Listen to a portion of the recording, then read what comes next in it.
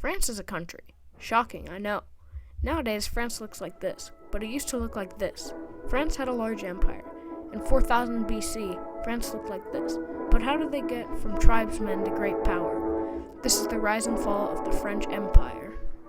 Editor's note, I will not be covering the entire history of France from 4000 BC. This is just an oversimplification from 1870 to 1961. Allons enfants de la patrie, le jour de gloire est arrivé.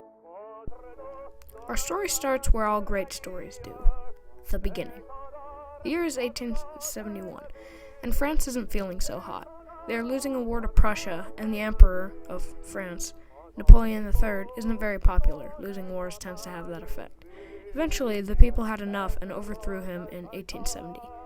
Alright, we've established our new republic. What are things looking like? Well, the war isn't going great. The Prussians are rapidly approaching. Oh, well, that's not very good. Oh, look, here they come now. Oh, splendid wait, what? Paris fell on September 19th. The war continued, with Prussia making steady gains. Things weren't looking good for France.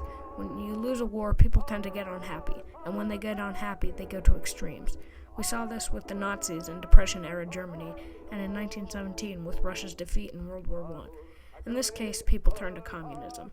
The Paris Commune was formed in March of 1871. It was an attempt at overthrowing the Third French Republic and establishing a communist government, meaning that technically, France was the first communist country. Eat crap, Russia. History Matters has a great video on why the Paris Commune failed, so I linked it in the description. What you need to know is that the communists established a city council, the army said no, French people got shot, yada yada. On May 10th, the Franco-Prussian War officially ended, with Prussia gaining the French provinces of Alsace and Lorraine. France became quite disdainful of the Germans due to their humiliating defeat at their hands and the annexing of French territory. France was determined to legitimize their status as a great power, so it did this by colonizing. France had some leftover colonies from previous endeavors, however. Let's go from east to west, giving a brief history of each one as we go, shall we? Yeah, the French Caribbean islands, taken from Spain. Because Spain was the first to reach the new continent, they took over most of the Caribbean before anyone else could. These islands had tons of resources, like sugar, coffee, and cocoa. These islands were seized by the British, French, and Dutch. Next is Guyana, or French Guiana. French Guiana was founded in 1643 as a French attempt to gain colonies in the Americas. Guyana would later just develop into a penal colony. Stop laughing. I said penal, not penile. Then there was Algiers. Taken from the Ottomans in 1830, Algiers was directly south of the French mainland, and it would later serve as France's base of operations in their conquest of the Sahara Desert. French Equatorial Africa, in modern-day Gabon and Congo. Which Congo? The one that speaks French. Equatorial Africa was just kind of there, nothing too interesting about it. And finally, we have French Indochina, or part of it at least. The rest wouldn't be conquered until the late 1800s. Now, I would cover things on the home front, but not much happened in France at this time. France began to expand their colonial empire, but not a whole lot, so let's skip to 1885, shall we?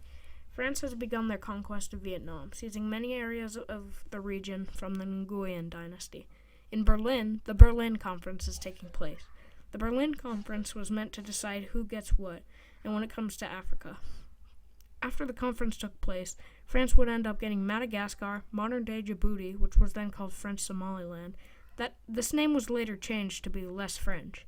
France also gained this massive chunk of land in West Africa, including many parts of the Gold Coast, the Sahara Desert, part of sub-Saharan Africa, including the Congo that speaks French.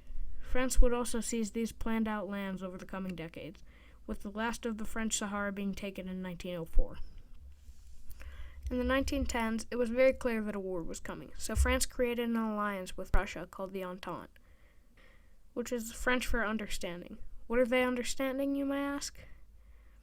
They understand that if, say, an heir to an already fragile great power were to, say, get shot in Sarajevo by a Serbian ultranationalist, resulting in the subsequent blaming of the Serbian government causing Russia to join on the side of Serbia to protect a fellow Slav, then France would join on the side of Russia, which is exactly what happened. During World War I, France invaded German Cameroon and German Togo. After the war, France annexed these areas into their colonial protectorates, French West Africa and French Equatorial Africa.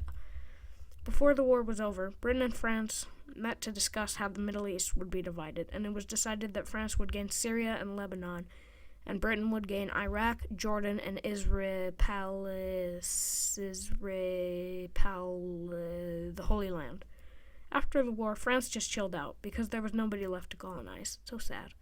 Then World War II happened. Germany invaded France and captured Paris, which was the only time in French history where they surrendered in a war. Editor's note 2. No, it wasn't. They surrendered in Napoleonic Wars, but they're not weak like everyone makes them out to be. After the war, France was returned to all of their colonies. Except, no. Indochina revolted and became independent countries in 1954, and French West Africa experienced turmoil in the late 50s. Algeria wanted their independence, so they began a civil war. France proposed that all of the colonies be incorporated into the French Republic, giving them the right to vote. Things didn't go very well, so France recognized the independence of all African countries except for Algeria, because Algeria was an official part of France, not just a colony, the same way New York is part of the U.S. Algeria was finally granted its independence in 1961 after a brutal war, and the empire went with it. Except it didn't. French Guiana, New Caledonia, French Polynesia, French Antarctic territory. Wait, no one lives there. Never mind.